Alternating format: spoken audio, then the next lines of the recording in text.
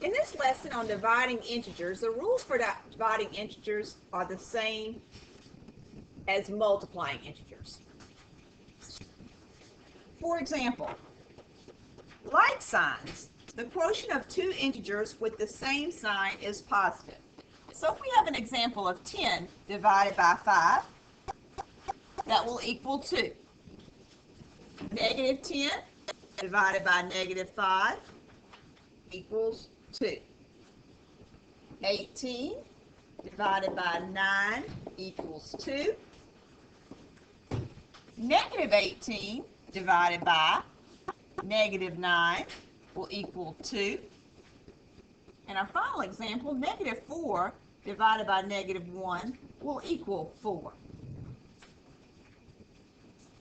In dividing integers with unlike signs, the quotient of two integers with different signs is negative. In our first example, negative 10 divided by 2 is equal to negative 5. 10 divided by negative 2 is equal to negative 5. 9 divided by negative 3 is going to equal negative 3. Negative 15 divided by 3 is equal to negative 5. And negative 5 divided by positive 1 is equal to negative 5.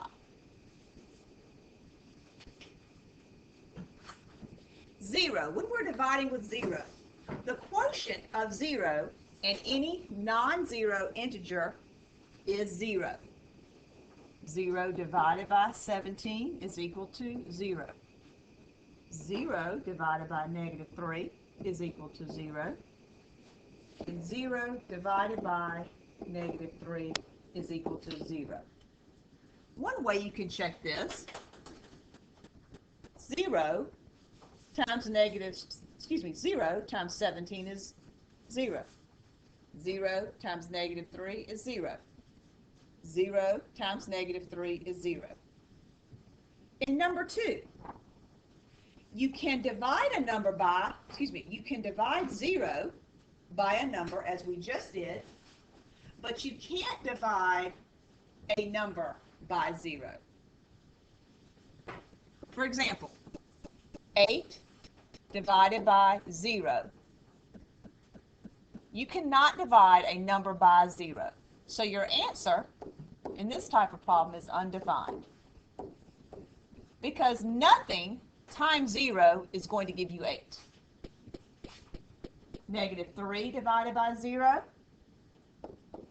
your answer would be undefined.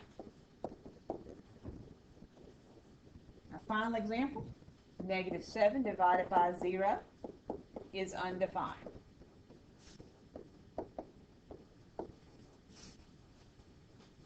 Division by 0 is an operation for which you can't find an answer, so it's disallowed.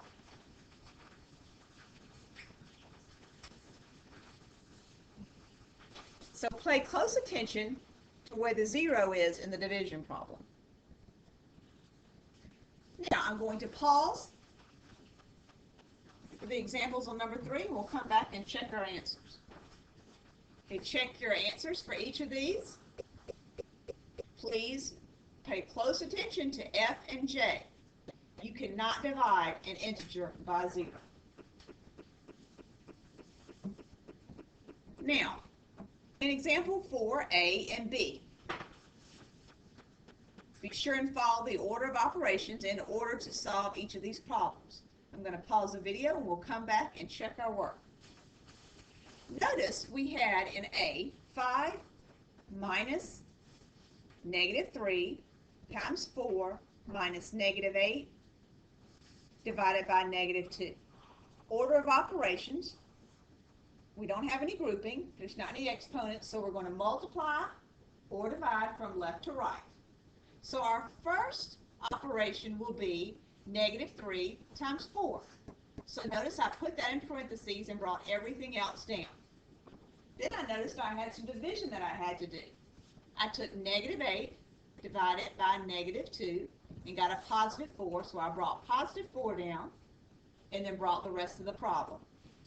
Then, since I'm subtracting integers, I'm going to add the opposite.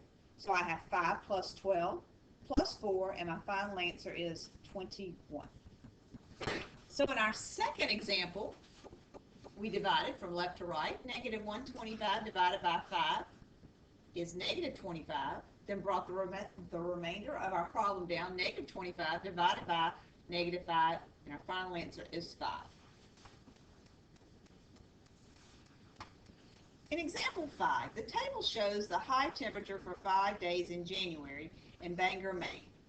Find the mean of the temperature. So as you recall the mean, you add up each of the integers, then divide by how many integers there are to find what the mean of those temperatures were. I'm going to pause the video and we'll come back and check our answer. Okay, notice we put all the temperatures down. We had 3 plus negative 3 plus negative 5 plus 2 plus negative 7. Before we even started to add those, notice that the 3 and the negative 3 cancel each other out. So then we took our positives, put them together, and that was only 2. Plus, and we added our negatives. Negative 5 plus negative 7 is negative 2. Then we just used our rules for adding integers. 2 plus negative 12 is negative 10. Then we took that, divided by 5, because that's how many temperatures we had. Negative 10 divided by 5 is negative 2. But your final and full answer would be negative 2 degrees Celsius.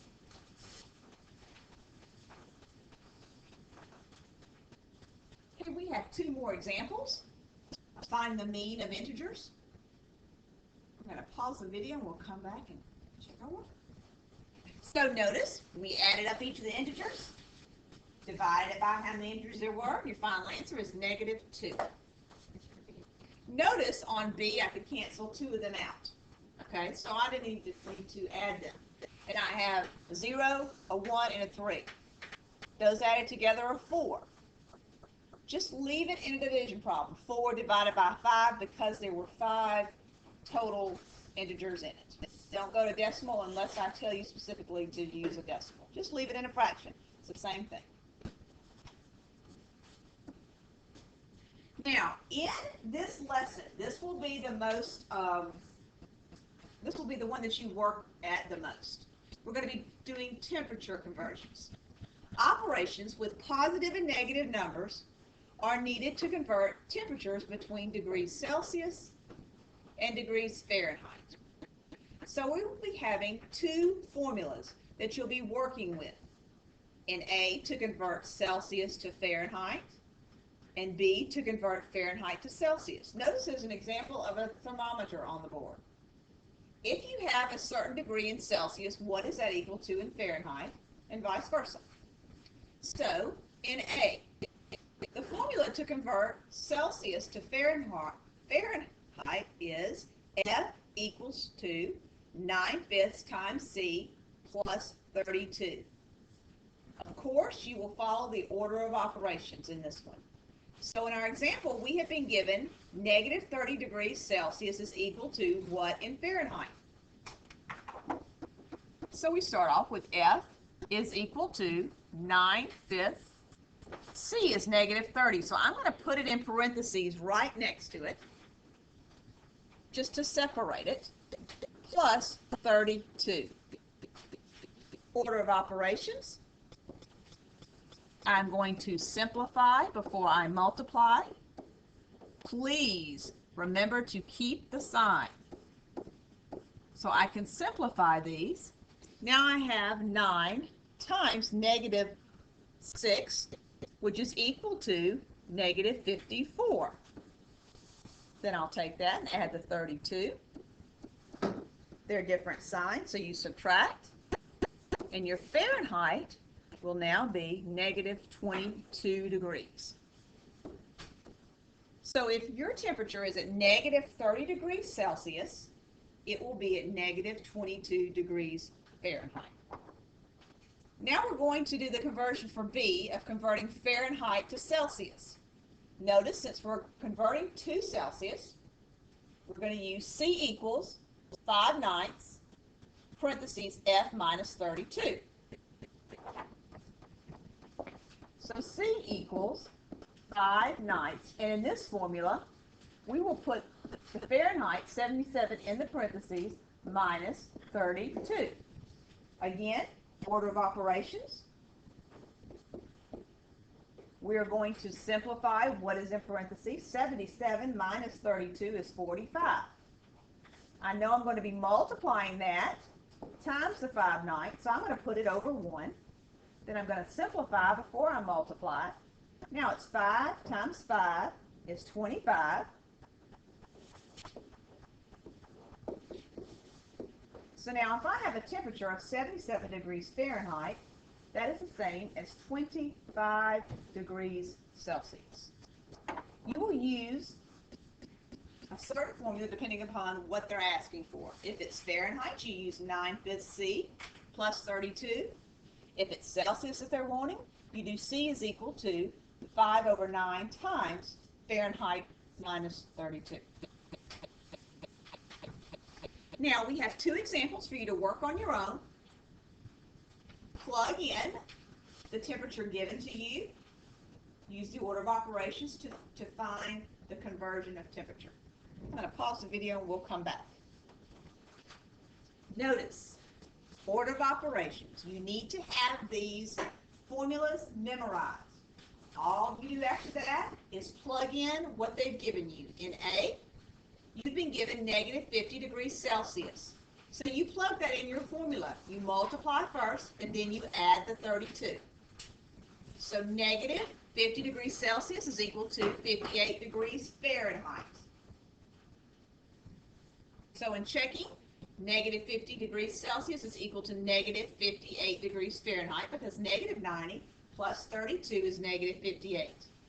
In our formula for changing Fahrenheit to Celsius, we do Celsius is equal to 5 nights times whatever your Fahrenheit was minus 32. So we do what's in parentheses first. Negative 4 minus 32.